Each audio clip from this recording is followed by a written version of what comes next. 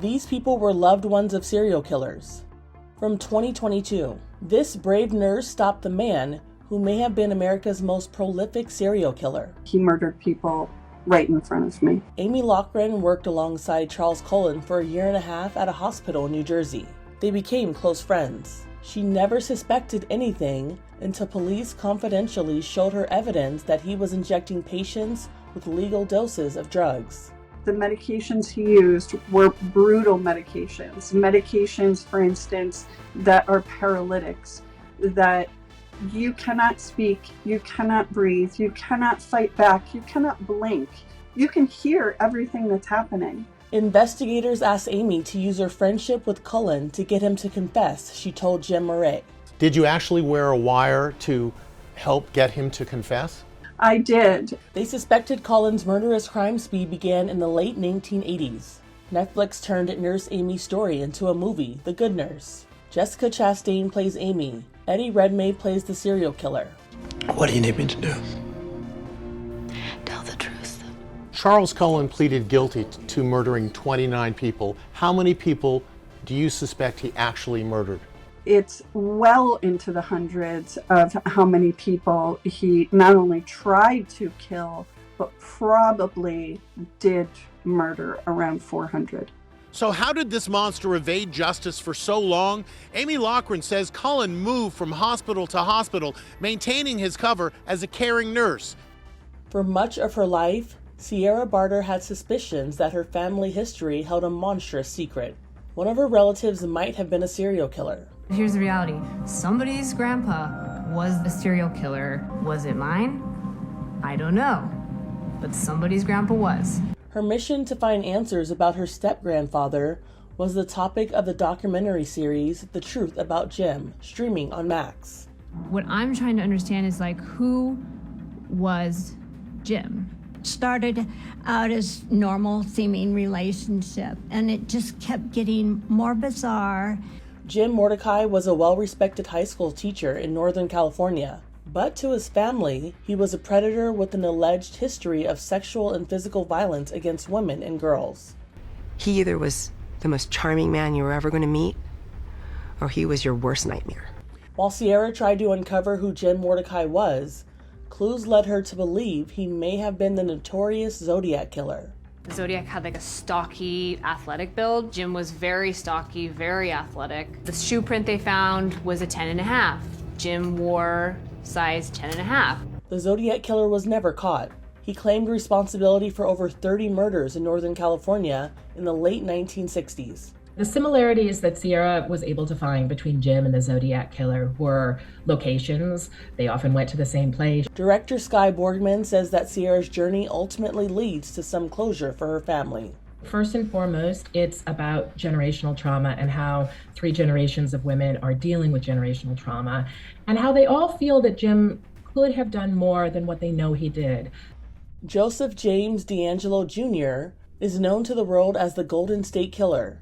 In 2020, his brother-in-law of 40 years, James Huddle, spoke about him to Jim Murray. He was married to your sister. Yes. And you never had an inkling of what he was. Nope. He kept everything to himself. Quite certain that no one else in the family knew either. Huddle's sister Sharon got married to DeAngelo in 1973. The family thought he was quite a catch. Handsome, a respected cop with the Exeter, California Police Department. But looking back, there were telltale signs that something wasn't right. For instance, DeAngelo's interest in slasher movies like the Texas Chainsaw Massacre. Wow, the excitement involved in his face and his clenched teeth at this horrific scene on TV. So when he would watch these horror movies, you saw him get physically excited? Yes. Like a movie villain, DeAngelo would taunt his victims over the phone.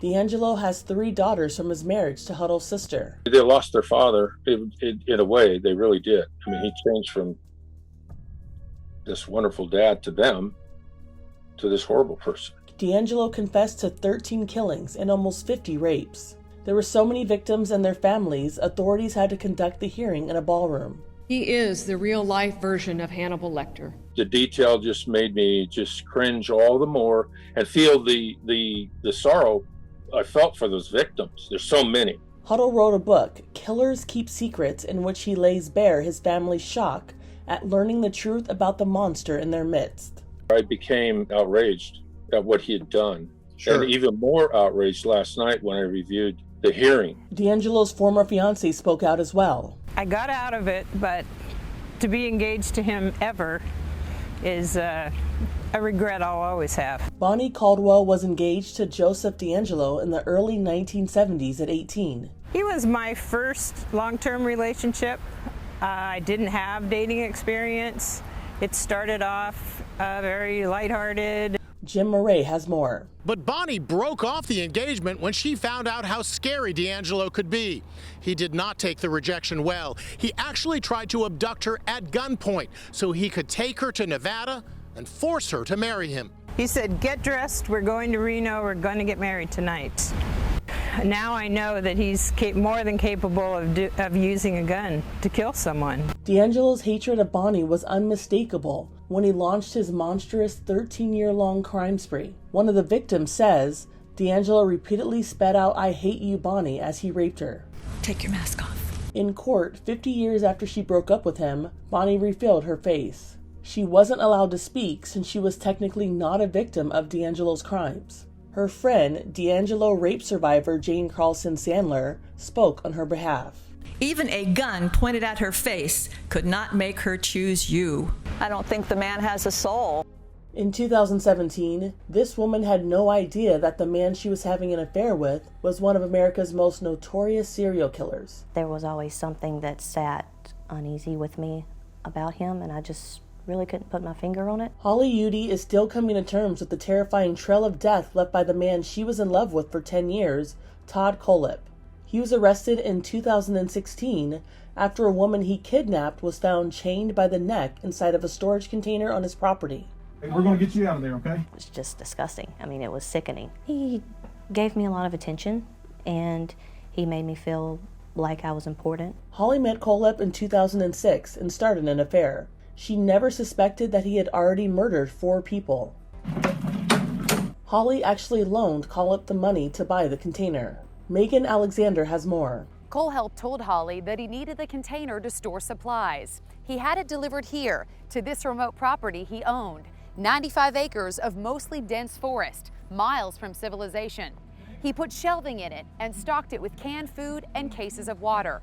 Holly couldn't have known that he was turning the container she helped him buy into a prison. That container was way, way back there in the woods. The container was right here. I mean, that is completely surrounded by woods. You can't hear anything if you're back here. She was completely isolated. Yes. You actually went into the container. Yes. Were you suspicious at all when you were in there?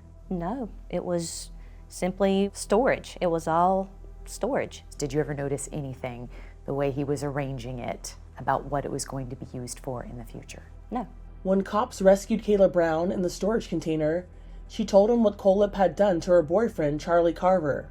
Todd Kohlhepp shot Charlie Carver 3 times in the chest, wrapped him in a blue tarp, put him in the bucket of the tractor. He says he's dead and buried. As Kayla rolled to the hospital, she made this stunning statement.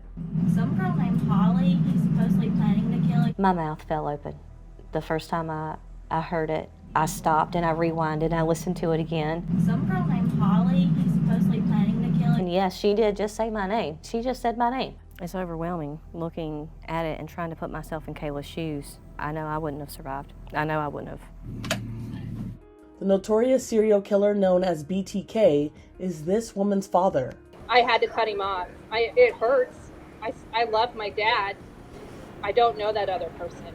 In 2022, Carrie Rawson said her father, Dennis Rader, was tormenting her from behind bars by getting his groupies to harass her for cutting off all contact with him. She spoke to Ann Mercogliano. Do you know if your father directed his followers to cyberstalk you? I do, because they sent me Instagram and Twitter messages and emails that said, "I'm in contact with your dad. I'm on the phone with him. He's this nice guy." So I want nothing to do with any of it. One text someone sent her said, "Your dad really wants to hear from you terribly. He's desperate." Another said, Your dad would love a letter. He truly loves you so much. Rader was convicted in 2005 of killing 10 people during his 17-year reign of terror in Wichita, Kansas. People call me a monster. I guess I am sort of a monster. I don't know if they understand that, like, if somehow my dad got out of prison, you know, he would stalk and possibly want to murder them. In 2023, the family of the accused Gilgo Beach killer got comfort from a woman who knows firsthand what they were going through. I'm the daughter of the Happy Face Killer. Melissa Moore's father is Keith Jesperson, the notorious Happy Face Killer. He was called that because of the smiley face he drew on taunting letters to cops. He murdered 8 women in the 1990s. After architect Rex Heuermann was charged with murdering 3 women, Melissa Moore's sense of compassion led her to set up a GoFundMe page for the Heuermann family. That led to an extraordinary encounter, a get-together at the family's home on Long Island. I just embraced her and gave her a hug, stroked her hair and said, it's all gonna be okay. Moore tells Allison Hall she also met Heuermann's 2 grown children. You went in the home and then you sat on the porch with the 3 of them? Yeah, it was very relaxing in the sense that there's no reporters. The one thing that I'm very proud of, though, is that I was able to offer some relief in this hellish circumstance. What advice did you give them when you met with them? I have lots of advice, but the one thing that I would hope for them is that they would leave the home and not attend the trial. I'm actually really impressed with how the family is coping under the circumstances. They're dissecting their lives. I mean, who wouldn't be dissecting their life when you find out that your husband's accused of serial murder? Although authorities say the wife and children were ignorant of the crimes Heuermann was charged with, the lawyer who represents some Gilgo Beach victims wasn't convinced. She should be considered a suspect and not just a bystander or someone who's been victimized by a husband. There are some people who think she must have known. What do you think about that? Well, I wouldn't put my name on a GoFundMe if I believed she was complicit in any way. The biggest thing that I think is the cause of suffering for family members of serial killers or perpetrators is that question, how did you not know, or did you know? Heuermann has been charged with 3 counts of first-degree murder and 4 counts of second-degree murder. As of May of 2024, his case is still in court. These are personal letters from some of the most monstrous people in American history. They got into, like, the guts, the blood. For over 20 years, Barbara Dickstein corresponded with the notorious killers. The only person I was a little leery of, and still am, was Manson. He has plenty of followers. This scribble is the handiwork of Charles Manson. Hey Barb, what's up? How's the weather in New York? And then he would go into, you know, pigs fly. His letters never made any sense. To gain their trust, Dickstein took on certain roles. He's wishing me a happy new year, and he's telling me don't be stingy with your body. Barbara pretended to be a stripper while communicating with Richard Ramirez, California's notorious night stalker. If you were sitting here next to me, okay, we'll leave that part out. Did it bother you to then be writing to them and corresponding? Of course. Her late husband Richie was also involved in her efforts. He pretended to be gay to elicit letters from cannibal killer Jeffrey Dahmer. He also convinced Susan Smith, the South Carolina mom convicted of murdering 2 sons in 1994, that he was in love with her. Susan Smith totally loved my husband. She actually thought if she got out of prison that my husband was going to marry him. Her husband even had one special pen pal, the so-called son of Sam, David Berkowitz. Out of every serial killer that we ever collected from, the one that my husband had a friendship with, and I mean a real friendship where he went to visit him, was Berkowitz. The letters were featured on the podcast Killer's Vault, hosted by Law & Order actress Elizabeth Rome. I think we're going to be surprised at how intimate and personal these letters are, and really how graphic and horrible, because the friendships that were built with Barbara and Richie over these decades was authentic. Actor Eric Roberts narrated the chilling letters. When I've played these kinds of people who are dangerous, I've always played them where they don't, believe they're bad guys. Now, what I learned through this process, these guys know they're bad guys, and they're proud of it. And yes, I do this, I'm going to do it again. In 2023, Lionel Dahmer, the father of notorious serial killer Jeffrey Dahmer, died in hospice care in Ohio at 87. Lionel was a fierce defender of his son even after his crimes were discovered. He appeared alongside Jeffrey in a jailhouse interview with MSNBC. This is the first time you're talking about these things with your dad here. At great length with psychiatrists, court-appointed psychiatrists, psychologists, but not with my family.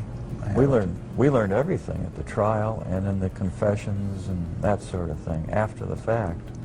Lionel and his wife Sherry spoke with Dr. Phil about some of the disturbing behaviors Jeffrey exhibited as a child. If your kid is going around collecting dead animals, cutting them open and exploring them and that sort of thing, how do you not know that? Well, as I said, it's heavily wooded, very rough terrain, and there are a lot of hiding places. He was extremely secretive. In 1994, Lionel published a book titled A Father's Story that tried to make sense of his son's crimes. That same year, Jeffrey Dahmer was killed in a Wisconsin prison by a fellow inmate. A report says that Lionel Dahmer was still angry about the killings decades after they happened. This is Inside Edition Digital.